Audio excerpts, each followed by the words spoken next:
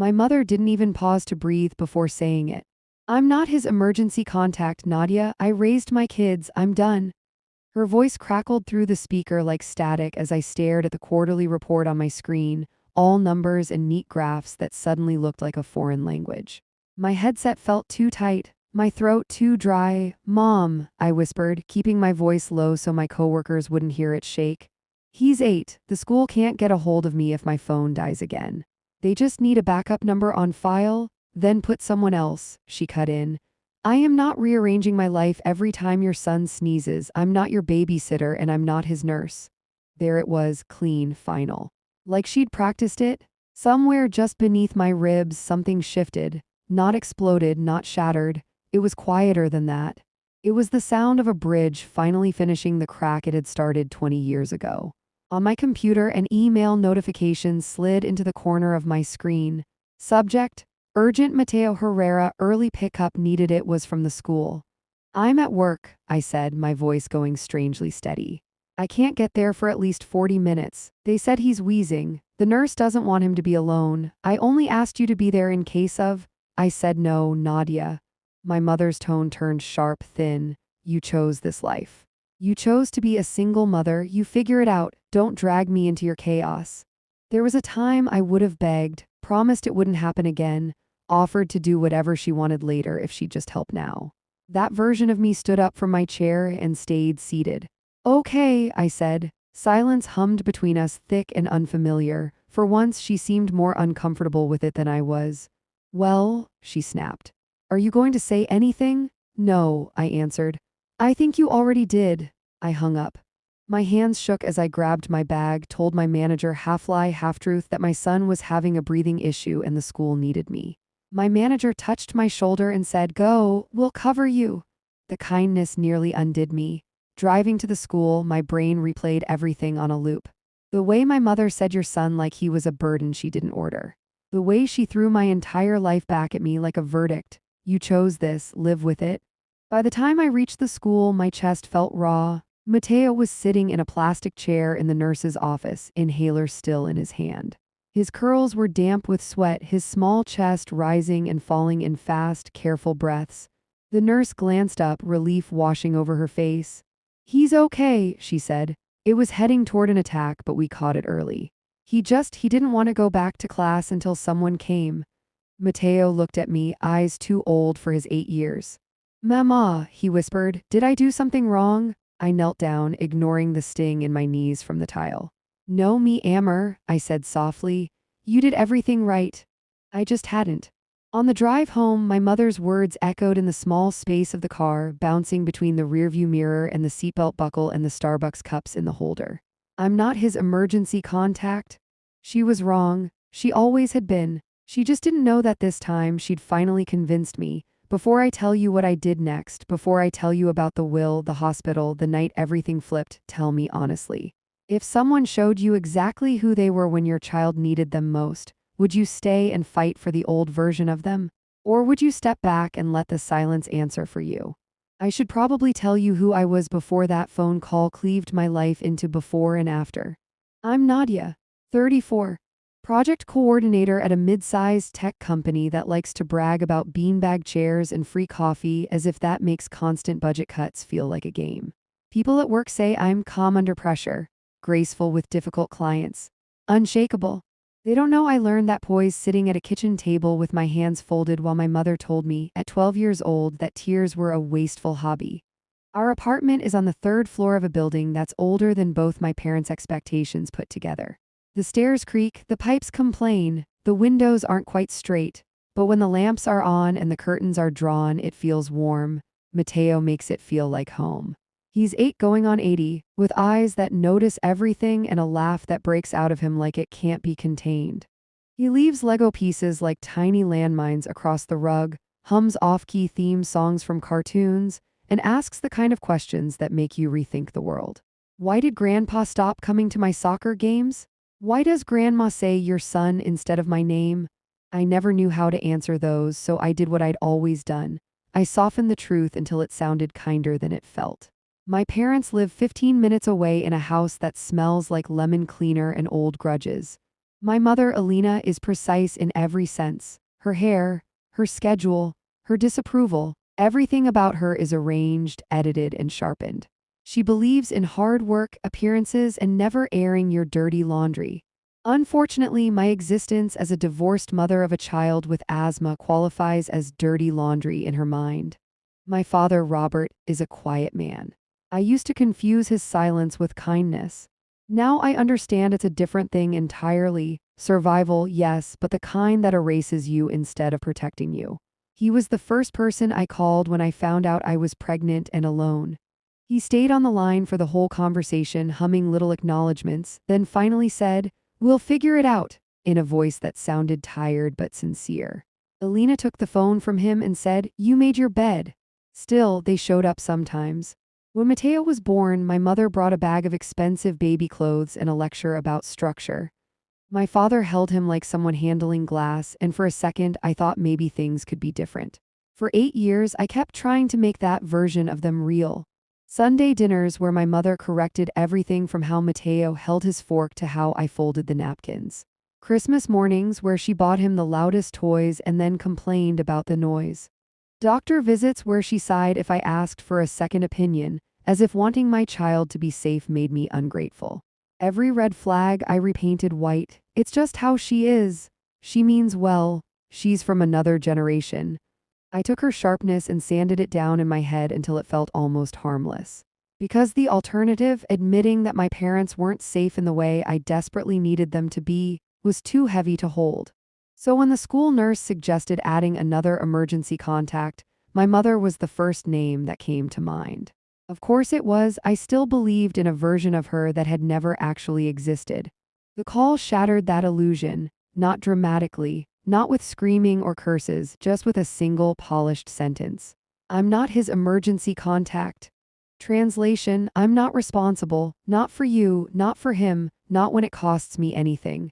I went to bed that night listening to Matteo's soft breathing through the baby monitor I still used when his asthma flared. I stared at the ceiling and realized something that made my chest hurt. I had spent my entire life trying to earn from my mother what I was already giving to my son for free. Safety, protection, priority. And now I knew, with a clarity that scared me, that the only way to keep giving those to Matteo was to stop pretending my parents were capable of it. For 3 days after the emergency contact call, I said nothing. Not to my parents, not to my aunt, not to the cousins who loved to pass along concerned updates. I went to work, packed school lunches, gave inhalers at prescribed times, and moved through my life as if someone had turned the volume down on everything except Matteo. Silence in my family has always been a weapon, my mother's specialty. If you displeased her, she didn't yell. She withdrew. She turned conversations into monologues by pretending you weren't in the room. She could skip your existence like a song she didn't like. This time, the silence was mine. On the second day, the voicemail started. First, my mother. "Nadia, I think you're being dramatic. I didn't say I wouldn't ever help. You caught me at a bad moment. Call me back so we can clear this up." Then my Aunt Rosa. "Your mom is very upset. She says you hung up on her. That's not like you. What's going on, Mija?" Then my father, voice small and worn. "Your mother's been crying. Can you at least explain why you're so angry?" Tomorrow, I thought each time. I'll deal with it tomorrow. Tomorrow came and went. My phone filled with unheard pleas, but none of them included the one word that might have changed anything. Matteo. They were worried about their feelings, their reputations, their comfort. Not once did anyone say, "What about the boy who almost had an asthma attack alone at school?" On the fourth day, I had to stop at the big box grocery store near their neighborhood. Matteo needed poster board for a science project about volcanoes, and I needed coffee that didn't taste like despair. We were comparing poster sizes in the school supplies aisle when I heard the sound of expensive shoes on cheap linoleum. Then my name, Nadia. I didn't need to turn to know it was Alina. Years of conditioning had taught my body the exact pitch of my mother's voice, smooth, controlled, edged with judgment. Matteo looked up first. His grip on the poster board tightened. My mother approached in a camel coat that probably cost more than my rent. Her lipstick was perfect. Her expression cracked for half a second when she saw Matteo press closer to my side. "There you are," she said, like we'd just missed a lunch date. "I've been calling." "I know," I replied. Her gaze flicked to Matteo. Hi, sweetheart, Grandma hasn't seen you in a while. She bent slightly, arms opening for a hug that used to be automatic. Mateo frowned the way he does when he's trying to solve a math problem. Hi, he said politely, but his feet didn't move. His body stayed angled toward me. My mother straightened, shock flashing across her face before she smoothed it away. So, she said, focusing back on me, are you going to explain this little tantrum you're having, not answering my calls, avoiding us? There it was, the rewrite, the attempt to make my boundary look like misbehavior.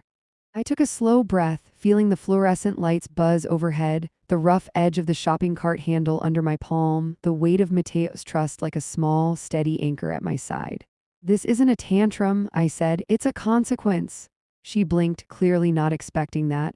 Over one phone call, her voice sharpened. You always overreact, Nadia, you're so sensitive. I said I was busy. Do you expect me to drop everything every time your son sniffles? He wasn't sniffling, I replied. He was wheezing. The nurse was worried. I asked you to be his backup, not his full-time caretaker. She scoffed. Same thing. You want to make your choices and then dump the responsibility on me. I thought of the nights I walked the apartment floors with a feverish baby while she slept soundly in her quiet house. The daycare pickup runs I organized around my work schedule. The appointments, the medications, the late fees, the rent, the everything. If anyone had been dumped on, it wasn't her. Mom, I said slowly, carefully, I am not asking you for anything anymore. For the first time in my adult life, I watched Alina search for words and come up empty. She regrouped fast. Well, we can discuss this at dinner on Sunday. I already told Rosa to bring dessert. You and Mateo will. We won't be there, I cut in, her jaw tightened. Don't be childish. I'm being a parent, I said. Mateo needs to know the adults in his life take his safety seriously, that he's not an inconvenience, that someone will come if he can't breathe. That's what hospitals are for, she snapped. Mateo flinched. I reached for a pack of poster markers I didn't really need, just to keep my hands busy. No, I said quietly. That's what parents are for, that's what I'm for, and I won't hand him over to people who treat him like an obligation. She stared at me like she was seeing a stranger. We're still family, she tried. You can't just freeze us out because your feelings are hurt. I looked at my son, at the boy who trusted me with his whole world. My feelings, I said, are the least important thing in this. I turned the cart. Come on, Mateo, we've got a volcano to build. We walked away. She didn't follow. By the time we got home, there were 3 new voicemails waiting on my phone. I didn't listen to them. That night, as Mateo carefully glued red tissue paper to his cardboard volcano, he asked, almost casually, Mama, why doesn't Grandma like emergencies? The question lodged in my chest. I think, I answered slowly, Grandma likes things she can control. Emergencies don't listen to her. He nodded, accepting it with the strange, deep understanding kids have. Do you listen to emergencies? He asked. I try to, I said. That was the first time I let myself admit I was done asking my mother to be something she had no interest in being. The next phase, the will, the storm, the hospital bed came anyway. The envelope came on a Wednesday, thick and cream-colored, with my parents' return address printed in neat black ink. For a second, I thought it might be a birthday card I'd forgotten was coming. Then I remembered my birthday had been 2 months ago. I'd gotten a hope you're well text from my father and nothing from my mother. I almost tossed the letter into the junk pile. Almost. Curiosity won. Inside was a tidy, sterile notice from a law firm I recognized from the embossed logo. My parents had updated their estate arrangements. I was no longer listed as the primary executor. My cousin Daniela, who saw Mateo twice a year and once called his inhaler overly dramatic, was now in charge of everything. Property, accounts, medical decisions if they became incapacitated. It was meant to be a punishment. A message. You're out, you don't matter, you're not the responsible one anymore. All it did was make things simpler. I read the letter twice, then placed it gently in the drawer with Mateo's school forms and my lease agreement. For the first time in my life, my mother had done something I'd spent years being too scared to do. She'd officially removed me from the role of family fixer. The calls and messages shifted after that. No more call me back so we can clear this up. Now it was, I don't understand how you can be so cold. How can you turn your back on us after everything we've done? You're ungrateful, Nadia. That boy has turned you against your own mother. I stopped even glancing at the voicemail transcripts. By late November, the city had slipped into that unforgiving gray part of the year where the sun sets too early and the wind bites at any exposed skin. Mateo's asthma flared with the cold, but we had his medications, his checkups, his action plan. I had our routines taped inside the kitchen cabinet. We were okay. Then the storm came, not metaphorical this time, a real one. A vicious winter storm that blew in on a Friday night with sideways snow and ice that slicked the roads like glass. The weather alerts pinged nonstop on my phone. Schools sent emails about possible closures. My manager texted a reminder that we could work from home if we needed to. I made hot chocolate. Mateo built a fort out of blankets and dining chairs and insisted we watch a movie inside it. For a while, it felt almost nice. Cozy, like the kind of childhood I used to dream about when I was his age. Around 9, when the movie ended and the credits rolled, my phone buzzed with a number I still knew by heart. Dad. For a long moment, I watched it light up and vibrate on the coffee table. Snow whipped against the living room window, making little ghostly patterns in the streetlight outside. "Are you going to answer?" Mateo asked sleepily from the fort. "No," I said, "not yet." The call went to voicemail. A minute later, it rang again, same number, same persistence. Something in my chest tightened, the old reflex. The dutiful daughter, the one who calmed everyone down, cleaned everyone's messes, reached out even when no one reached back. On the third call, I picked up. "Hello?" There was a beat of surprised silence, then my father's voice, thin and strained. "Nadia? Yeah, what's going on?" His words came out in a rush, tripping over each other. "We lost power. The generator won't start. The driveway is iced over. Your mother, she slipped when she tried to get to the car. I think she hurt her hip. The ambulance is backed up with calls. They said it could be a while. I can't get her into the car alone. Can you come help?" I closed my eyes. I pictured their house. The steep driveway my mother refused to have salted because it ruins the aesthetic. The steps she insisted were fine even when the handrail wobbled, the back porch light she never had fixed because we're not old enough to need extra lighting. I pictured Alina, proud and furious and in pain, demanding the world bend to her. Underneath all of that, I pictured something else. Mateo, sitting in the nurse's office with a tight chest and scared eyes, waiting for someone who never came. "You need to understand," my father said, his voice cracking. "She's really hurt. She keeps asking for you." Of course she did. I was good in emergencies. I always had been. But this time, I wasn't just a daughter. I was a mother. I looked over at Mateo, who had drifted off halfway out of the fort, his head pillowed on a stuffed dragon, inhaler beside him on the couch like a tiny guardian. If I went out in that storm and something happened to me, if my car slid, if I crashed, who would sit with him in the nurse's office next time his lungs forgot how to work? I took a breath so deep it made my chest ache. "Dad," I said slowly, "did you call an ambulance?" "Yes," they said, "then you need to wait for them." Silence. "Nadia," he said, shocked. "What kind of daughter hears that her mother is hurt and doesn't come?" "The kind of mother," I replied, "who isn't going to leave her child alone in a storm because two grown adults refuse to take their own safety seriously for decades." He inhaled sharply like I'd slapped him. "You can't mean that." "I do. You'll regret this," he warned, slipping easily back into the script. "If something happens, something already happened," I said quietly. "It happened the day Mom said my son's safety was a burden. It happened the hundreds of times she used silence to control us. It happened when you watched and did nothing." I could hear my mother in the background, her voice faint but sharp.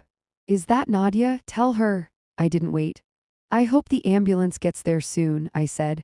"If they don't, call 911 again, or Rosa, or Daniela, or anyone else you put in charge of your emergencies. But don't call me expecting me to fix a situation you created.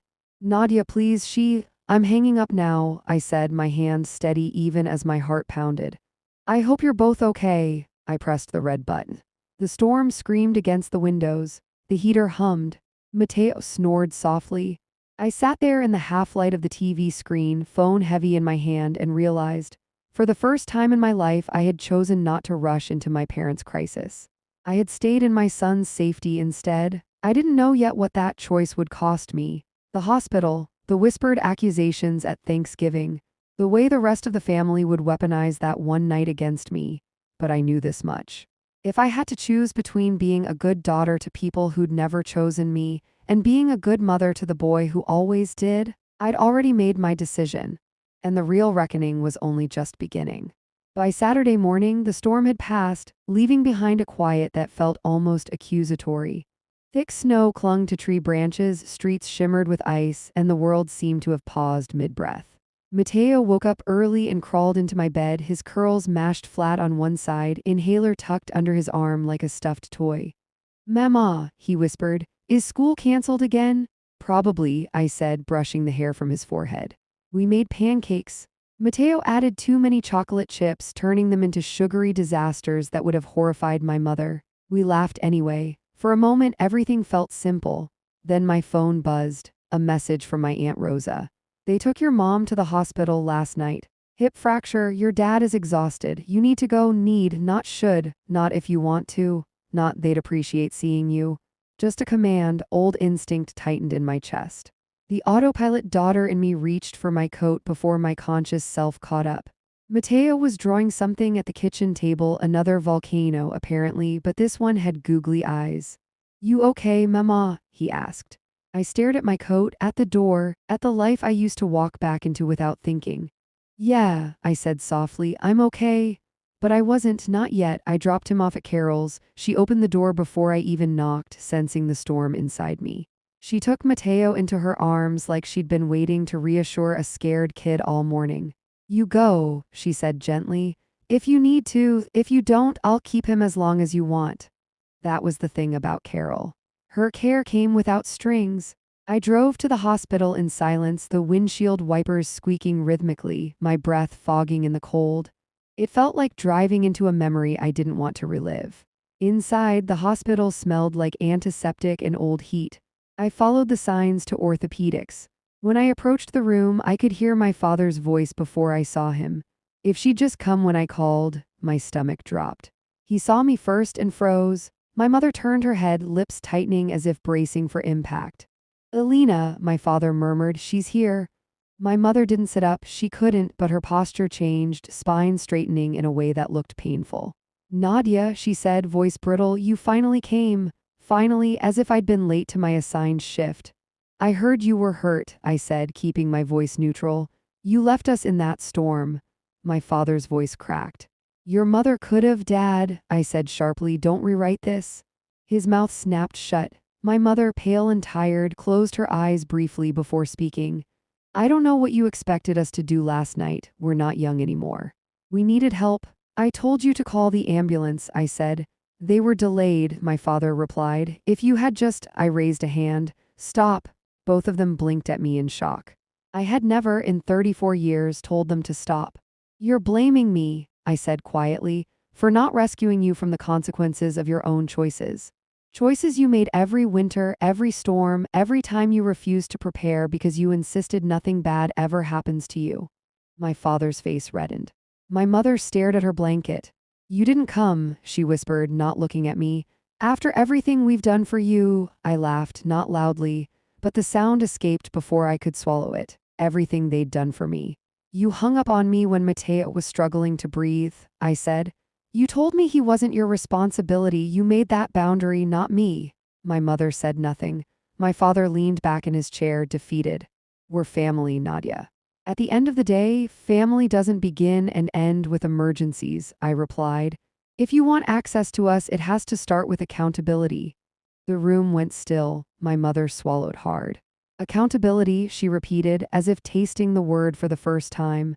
"You mean an apology?" "Yes." Her eyes flicked to my father. He looked away. "I'm not ready," she said finally. That was the truest thing she'd said all year. "Then I'm not staying," I replied. And I walked out before any of us could pretend otherwise. I thought that hospital moment would be the peak of the storm.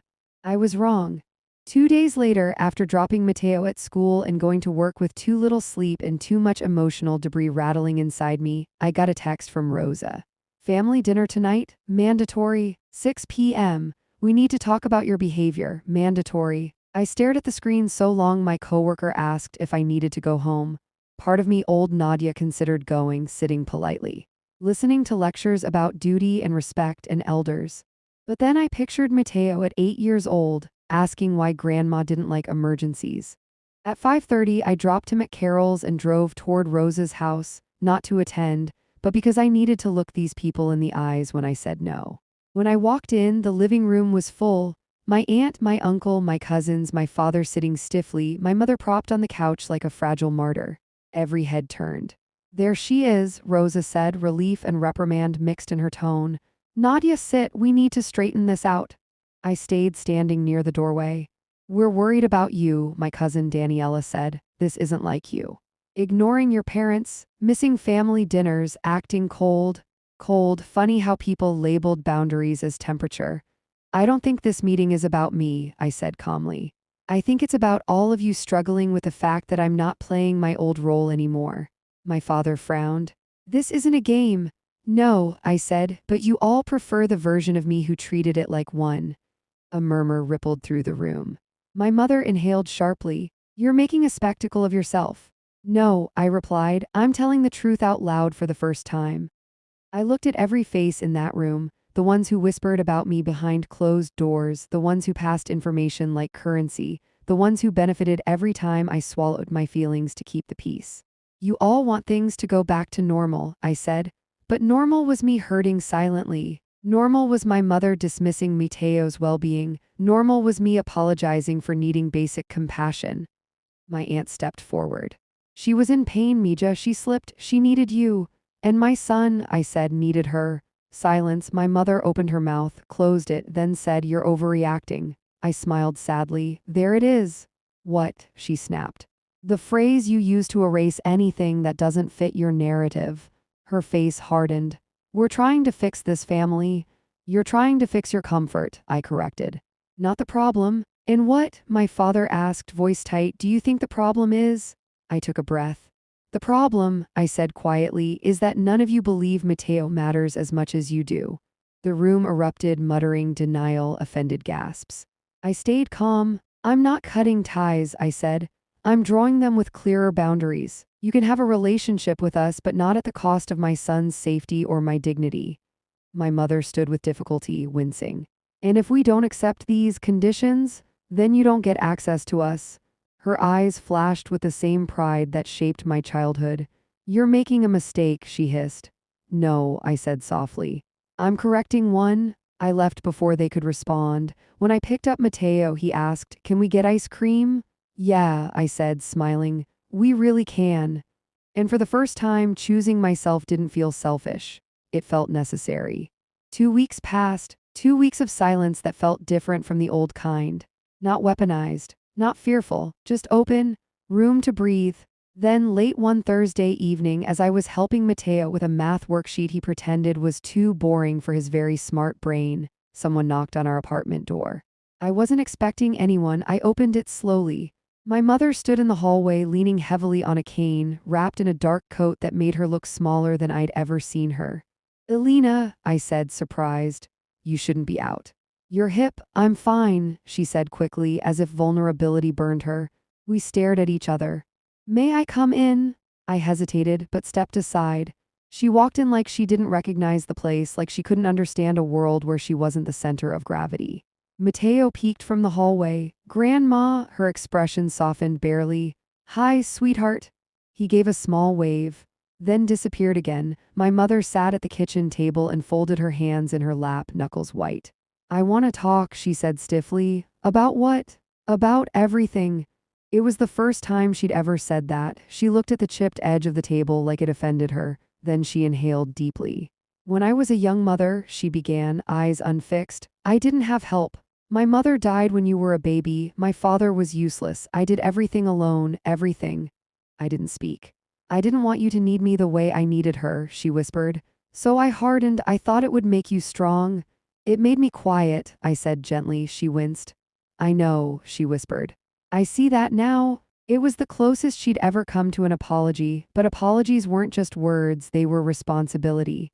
"Mom," I said carefully, "Mateo could have had a serious attack. He was scared. Alone. And you told me his life was an inconvenience." Her chin trembled, but she held it firm. "I was wrong," she admitted, "but you punished me." I shook my head. "I didn't punish you. I protected my child." She looked lost for a moment, as if the world had shifted beneath her feet. I don't know how to be your mother the way you want, she said honestly. You don't have to be anything, I replied. Just don't hurt us, she closed her eyes. I want to see him, she said softly, if you'll allow it. I studied her carefully, the stiffness, the uncertainty, the unspoken fear. Okay, I said, with boundaries, she nodded. And for the first time in 30 years, I believed she meant it. Rebuilding a family isn't like flipping a switch.